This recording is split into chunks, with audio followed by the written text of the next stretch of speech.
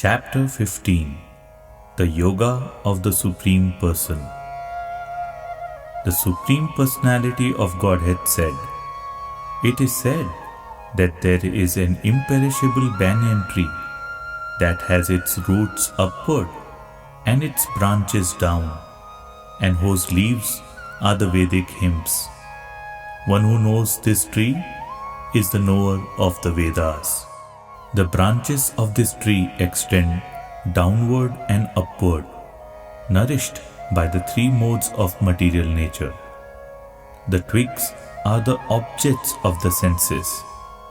This tree also has roots going down, and these are bound to the fruitive actions of human society. The real form of this tree cannot be perceived in this world. No one can understand where it ends, where it begins, or where its foundation is. But with determination, one must cut down this strongly rooted tree with the weapon of detachment. Thereafter, one must seek that place from which, having gone, one never returns, and there surrender to that Supreme Personality of Godhead, from whom everything began and from whom everything has extended since time immemorial.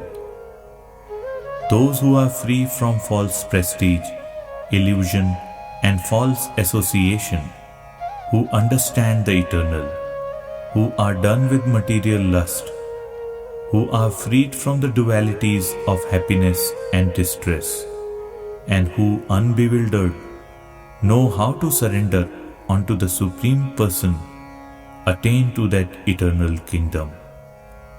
That supreme abode of mind is not illumined by the sun or moon, nor by fire or electricity. Those who reach it never return to this material world. The living entities in this conditioned world are my eternal fragmental parts. Due to conditioned life, they are struggling very hard with the six senses, which include the mind. The living entity in the material world carries his different conceptions of life from one body to another, as the air carries aromas. Thus he takes one kind of body and again quits it to take another.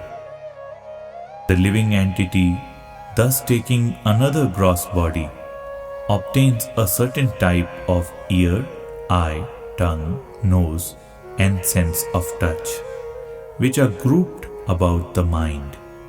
He thus enjoys a particular set of sense objects.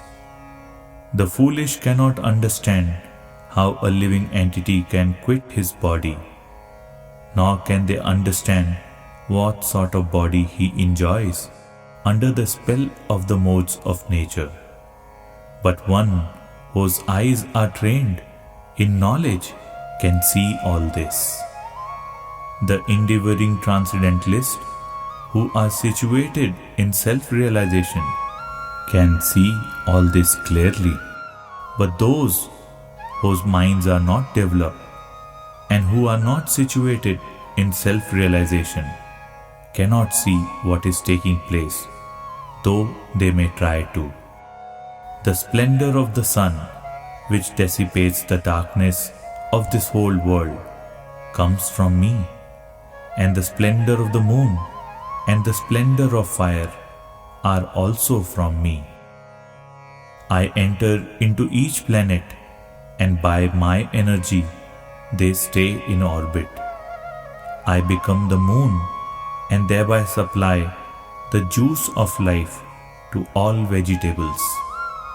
I am the fire of digestion in the bodies of all living entities, and I join with the air of life, outgoing and incoming, to digest the four kinds of foodstuff.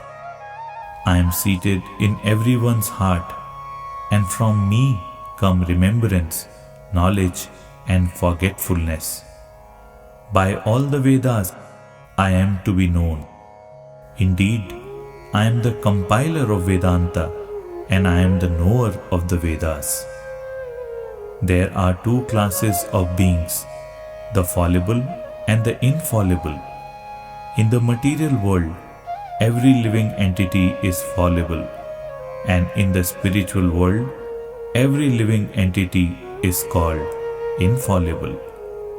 Besides these two, there is the greatest living personality, the Supreme Soul, the imperishable Lord Himself, who has entered the three worlds and is maintaining them. Because I am transcendental, beyond both the fallible and the infallible, and because I am the greatest, I am celebrated both in the world and in the Vedas as that Supreme Person.